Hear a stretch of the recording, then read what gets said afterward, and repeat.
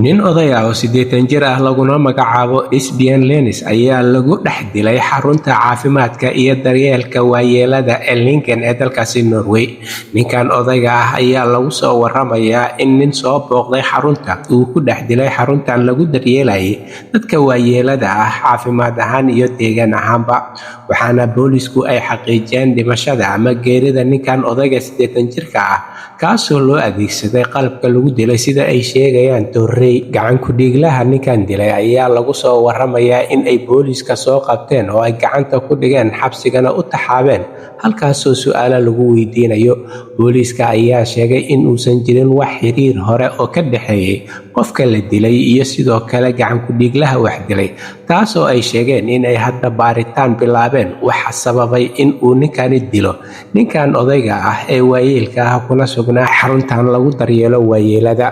Booliska ayaa sidoo kale sheegay in ninkan wax dilay ay gacanta ku soo dhigeen haddana ay u taxaabeen xabsiga magaalada Tromsø halkaasoo lagu hayo waxna laga weydiinayo sababaha ku kalifay in uu dilo odaygan 80 jirka ah.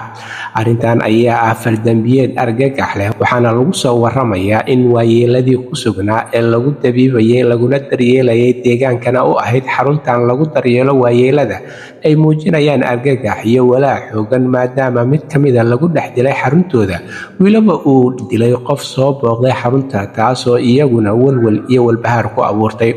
Booliiska ayaa sheegay ninkan gacan ku dhiglaha ay gacanta ku hayaan in ay wax badan ka weydiinayaan oo ay bilaabeen hadda kiisna ka fureen baaritaan xoogganna ay wadaan booliiska iyo hay-adaha ammaanka si loo xaqiijiyo sababta keentay dilkan iyo sidoo kale waxa ku kalifay ninkan. Arrintan ayaa waxaa argagax iyo cabsi ka muujiyay dadkii ku noolaa xaruntan lagu daryeelo waayeelada iyo kuwii ka agdhawaa iyo sidoo kale dadweynaha Lincoln kuwa oo si wadajir ah u muujiyay walaacooda ku aadan falkan dilka ah ee ka dhacay xaruntan waayeelada lagu daryeelo. Halka warka kuwooda ugu doorkaroon uu idinkaga imaanayo waa Somali Voice in Norway ama codka Soomaaliyeed ee Norway, waxaana idinla socodsiinayay aniga oo Cabdullaahi Shiine.